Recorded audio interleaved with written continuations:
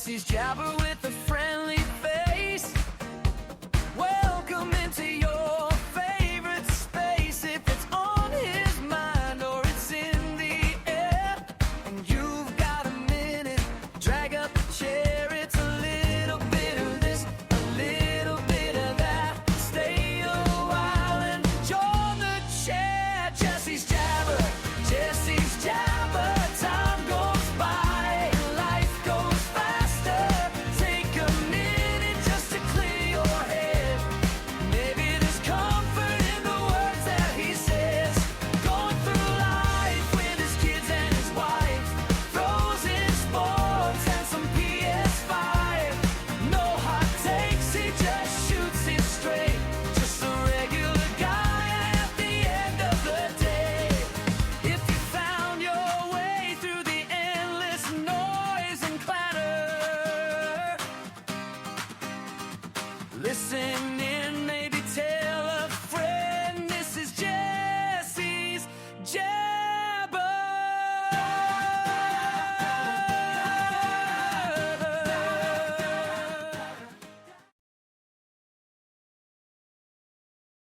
Welcome in. I'm glad you're here. Time is valuable because none of us have much of it, and it can't be bought.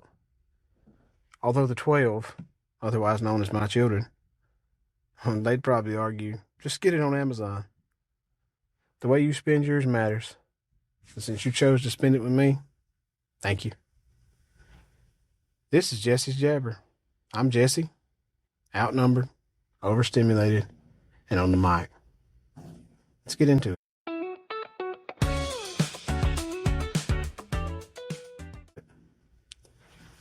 So the great white whale is safely tucked in the driveway, and it's 10 o'clock.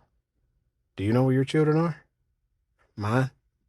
They're scattered around like players after 60 minutes plus overtime. Defeated. Around our house, consistency, routine, and schedules, they're non-negotiable. We'd be lost. Well, at least I would be, without them. In most cases, they all go hand in hand. And like many of you, we use these daily. Once we get started, especially Monday through Friday, it's basically eat, sleep, repeat. We like it that way. No questions, no coincidences, no disruptions. Until there are. Alarm clock failure, car trouble, sickness, mood swings of the 12, whatever bump in the road occurs, makes me wonder, who are we when the routine goes out the window?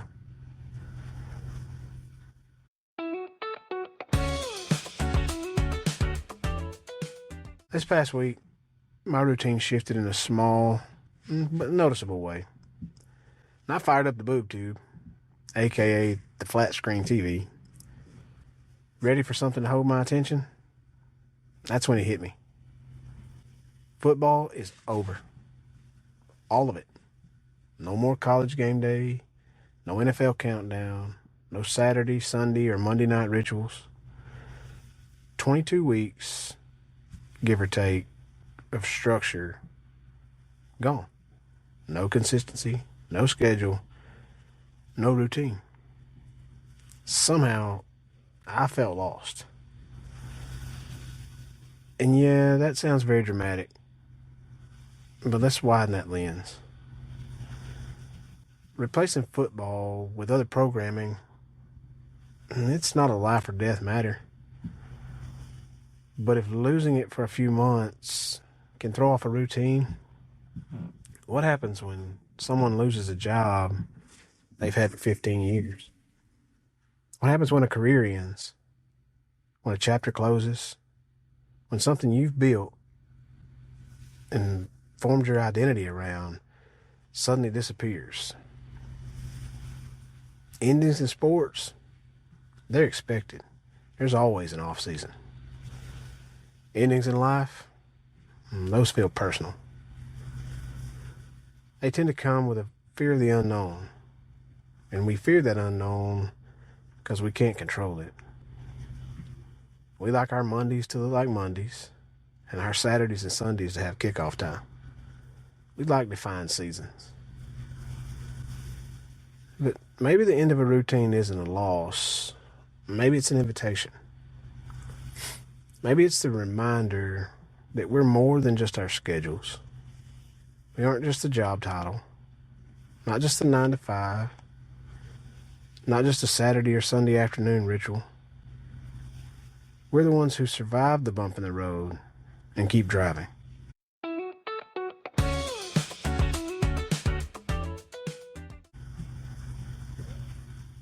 With all my newfound free time, there'll be a few things to get into. Whether it be hopping on the PS5 or jumping into the next Netflix surprise hit. What games or shows are y'all currently into? I'm no elite gamer by any means. I mean, the last time I jumped off the battle bus in Fortnite, I finished 94th. And I have finished 99th more than once, regrettably.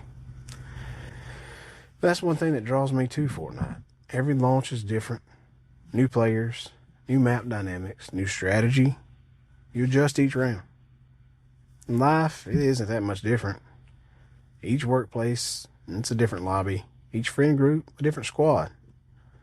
Each season of parenting requires a different playstyle. Each group or setting is like the launch of the battle bus, and we present the version of ourselves best suited for that particular round. We're not two-faced. We don't lead double lives. We're adaptive. Our coworkers don't get the same version of us that our children do. For example, I'm not trying to teach my 8-year-old how to do spreadsheets, but at the same time, I'm not trying to figure out which of my coworkers use my toothbrush to clean their sneakers either. We adjust, we learn the terrain, we play the round, and when a season ends, we queue up again.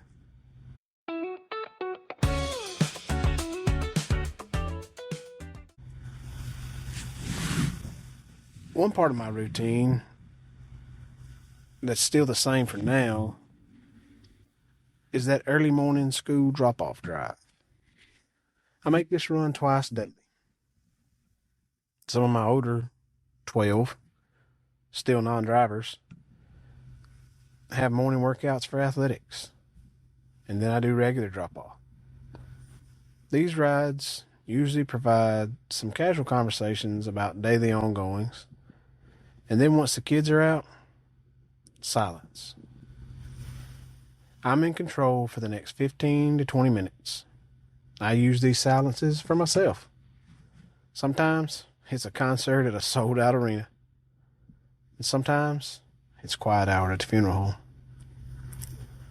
I find myself, at least during one of these drives throughout my week, learning to sit with the quiet. And by that I mean, I use this as a time to self-evaluate. That's where the hard questions show up. Am I giving my best to this life?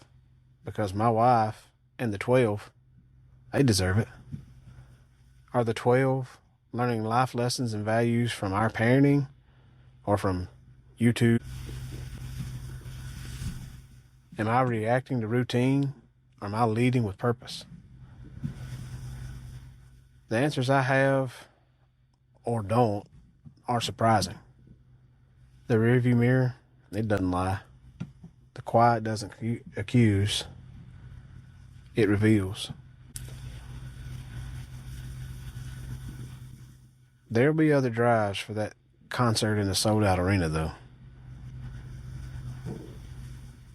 We spend much of our lives sprinting to keep up with the routine, often terrified of what happens when the clock stops or the season ends. We treat the silence like an enemy to be conquered with Netflix or a PS5. But maybe the quiet is the test, not the scoreboard, not the schedule, not the season.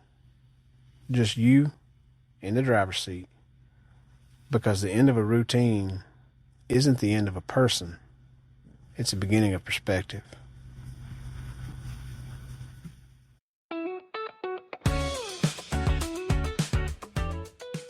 The great white whale eventually has to be parked. Whether it's the first week without football or the first week of a new career, endings will come. We're left with the only person who can answer the hard questions, the one looking back in the rearview mirror. Life may not be built on permanent seasons. It may be built on launches. The routine will break. The schedule will shift. The 12 will eventually grow up. Roles will change. Jobs will end. And chapters will close. But we don't panic. We adapt. Each disrupted Sunday and every quiet morning drive is just a new round.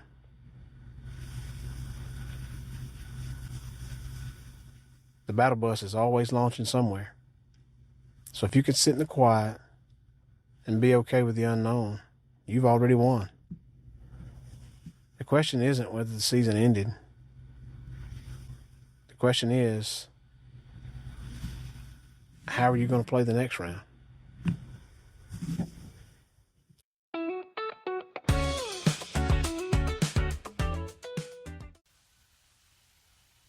Thanks for taking a few minutes with me. It's been good to talk through the quiet. And since my few minutes of peace are officially up, I'm going to go grab my whistle and referee that full-speed 7-on-7 that's broken out in the living room. If you're facing a season that just ended or a routine that's just been interrupted, remember, consistency, that wins. But adaptation survives. Go find a quiet moment for yourself if you can. The rearview mirror has a lot to say if you're willing to listen. You've earned it. I'm Jesse. This has been Jesse's Jabber. Outnumbered, overstimulated, and on the mic. Drive safe, hug your people, and we'll talk again soon.